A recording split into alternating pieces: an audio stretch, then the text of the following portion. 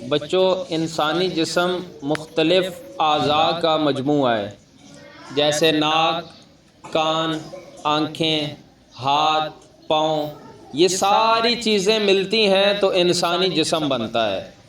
اب اگر یہ اعضاء خوبصورت بن جائیں، سنور جائیں، تو انسانی جسم بھی سنور جائے گا۔ اس میں سے صرف ایک پارٹ پر بات کرتے ہیں، وہ ہے زبان۔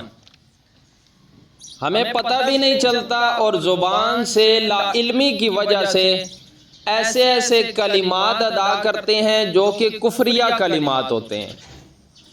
وہ الفاظ ادا کرنے سے انسان دائرہ اسلام سے خارج ہو جاتا ہے۔ اب وہ الفاظ کون سے ہوتے ہیں؟ آیا کبھی ہم نے ان الفاظ پہ غور بھی کیا ہے کہ نہیں؟ کبھی نہیں کیا۔ اسی زبان سے ہم جھوٹ بھی بول دیتے ہیں، جو کہ کبیرہ گناہ ہے۔ اسی زبان سے غیبت بھی کی جاتی ہے، اسی زبان سے طنز بھی کیا جاتا ہے، اسی زبان سے بہتان بھی باندھا جاتا ہے، اسی زبان سے طرح طرح کے گناہ کیے جاتے ہیں۔ کبھی ہم نے ان پر غور ہی نہیں کیا کہ ہماری زبان ہلتی ہے، ان الفاظ کی قدر و قیمت اللہ کی بارگاہ میں کیا ہے۔ آیا کہ جو الفاظ ہماری زبان سے نکلے ہیں، یہ اللہ کی ناراضگی کا سبب بن رہے ہیں یا اللہ کی رضا کا سبب بن رہے ہیں؟ اس بات پہ غور کرنے کی ضرورت ہے۔ اور اسی زبان سے ہم دوسروں کو خوش کرنے کے لیے جھوٹ بول دیتے ہیں، اسی زبان سے ہم دوسروں کو خوش کرنے کے لیے کسی پر طنز کر دیتے ہیں، کسی کا مذاق اڑا دیتے ہیں۔ یاد رکھیں، تلوار کا وار جسم پر لگتا ہے، اس کا زخم جسم پر ہوتا ہے، لیکن زبان کا وار دل پہ لگتا ہے، اس کا زخم دل پہ لگتا ہے، جو کہ جڑے ہوئے دل کو توڑ دیتا ہے۔ اور کبھی ٹوٹا ہوا دل ہمارے الفاظ کی وجہ سے جڑ جاتا ہے۔ تو اس زبان کا استعمال ہم نے بہتر کرنا ہے۔ اسی سے ہم کفریہ کلمات کیسے ادا کرتے ہیں، جو کہ کبھی سوچا ہی نہیں۔ نقل کفر، کفر نہ باشد۔ ایک مثال سماعت فرمائیں۔ کبھی کسی نے کسی کا حال پوچھتے ہیں نا مسلمان، آپ کا کیا حال ہے، آپ کیسے ہیں؟ تو بدلے میں جواب کیا ملتا ہے؟ بھائی حال کیا پوچھتے ہو، وہی رب ہے جو پہلے 5 منٹ میں سن لیا کرتا تھا، اب تو پتہ نہیں کہاں چلا گیا، اب تو وہ سنتا ہی نہیں ہے۔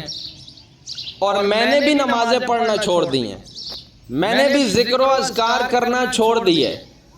اب اس بندے کو نہیں پتا کہ ہم جو الفاظ ادا کر رہے ہیں، یہ اللہ کی بارگاہ میں ناراضگی کا سبب بن جائیں گے۔ وہ جس کی شان ہے ان اللہ علی کل شیء قدیر، وہ جو ہر ایک چیز پر قادر ہے، مرضی کا مالک ہے، کسی کو اولاد دے دے، کسی کو اولاد سے محروم رکھے، مرضی کا مالک ہے، کسی کو بیماری دے دے اور کسی کو شفا یاب کر دے، وہ مرضی کا مالک ہے، کسی کو حکومت دے دے اور کسی کو فقیر بنا دے۔ اب جس کی یہ شان ہے، اس کے متعلق اس بندے کا طرز کلام کیسا ہے؟ تو ہمیں ان چیزوں سے بچنا چاہیے۔ اتنا علم تو ہونا چاہیے کہ جس کے بارے میں ہم کلام کر رہے ہیں، اس کی شان کیا ہے۔ تو ہم بات بات میں کہہ دیتے ہیں کہ ہم شریعت کو نہیں مانتے، تو یہ بھی کفریہ کلمات میں ہے۔ کسی بندے نے کہا کہ یار یہ کام کر رہے ہو تو یہ شریعت کے مطابق نہیں ہے، ہماری شریعت ایسے نہیں ایسے کہتی ہے، اس سے باز آ جاؤ۔ اب وہ بندہ آگے سے جواب کیا دیتا ہے کہ اپنی شریعت اپنے پاس رکھو، پرے کرو اپنی شریعت کو۔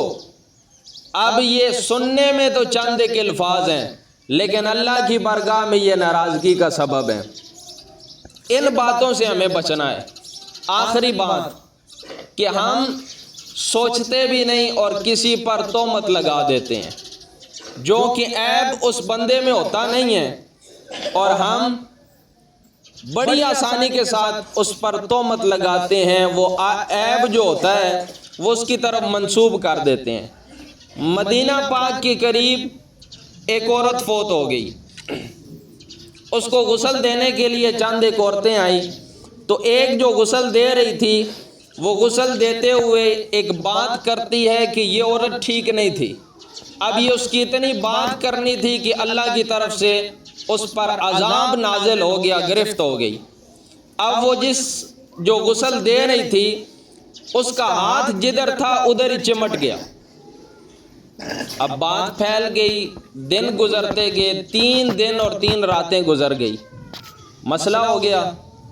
امام مالک کے پاس یہ مسئلہ پہنچا تو آپ نے فرمایا کہ میں جا کے دیکھوں گا، اس سے بات کروں گا، تب بتاؤں گا کہ فتویٰ کیا ہے اور اس کی سزا کیا ہے، مسئلے کا حل کیا ہے۔ تو جب امام صاحب کو لے کر جایا گیا تو آپ نے فرمایا اس بی بی سے کہ جب تم غسل دے رہی تھی تو تمہاری زبان سے کچھ الفاظ نکلے، کوئی بات کہی؟ اب وہ بی بی کہتی ہے جی میں نے یہ بات کہی تھی کہ یہ عورت ٹھیک نہیں ہے۔ تو امام صاحب نے فرمایا تمہارے پاس 4 چشمدید گواہ ہیں؟ تو اس نے کہا میرے پاس گواہ تو نہیں۔ امام صاحب نے فرمایا کبھی اس میت نے تمہارے سامنے زندگی میں اپنے جرم پر اقرار کیا؟ تو اس بی بی نے کہا کہ کبھی نہیں۔ تو آپ نے فرمایا کہ پھر تم نے اس پر تہمت لگائی ہے جو کہ عیب اس میں تھا نہیں اور تم نے اس کی طرف منسوب کیا ہے۔ ہماری شریعت یہ کہتی ہے کہ جو بندہ ایسے کرے زندگی میں اس کو 80 کوڑے مارے جائیں، لہٰذا میں وقت کا قاضی ہوں اور تمہیں 80 کوڑے مارنے کا حکم دیتا ہوں۔ اب اس کو کوڑے مارے گئے، 1 مارا گیا، 2 مارے گئے، 79 مارے گئے اور ہاتھ جدا نہ ہوا۔ جب 80 پورے مارے گئے تو وہ اس کا ہاتھ اس میت کے جسم سے جدا ہو گیا۔ اب سرکار دو عالم کی ایک حدیث سماعت فرمائیں، آقا کریم نے فرمایا کہ جو بندہ مومن اپنی زبان کی ضمانت مجھے دے دے گا، میں محمد اس کو جنت کی ضمانت دے دوں گا۔ کتنی پیاری بات ہے۔ اب زبان کا استعمال ہم نے سوچ سمجھ کے کرنا ہے۔ اساتذہ کے ساتھ کیسے بات کرنی ہے، کلاس فیلو کے ساتھ کیسے بات کرنی ہے، بہن بھائیوں کے ساتھ کیسے اور کون سی بات کرنی ہے، محلے داروں کے ساتھ کیسے اور کون سی بات کرنی ہے، الفاظ کا استعمال اچھا کرنا ہے۔ ایسے کوئی بات نہیں کرنی کہ جس سے اگلے بندے کا دل دکھ جائے، اگلے بندے کو وہ اچھی نہ لگے۔ ایسے الفاظ کا استعمال کرنا ہے جو کہ ہماری تربیت کا ثبوت دے اور اگلے بندے کے دل پہ جا کے لگے اور ہماری بات اثر کرے۔ دعا ہے اللہ کریم ہمیں زبان کے تمام گناہوں سے محفوظ رکھے، الفاظ کا استعمال اچھا کرنے کی توفیق عطا فرمائے۔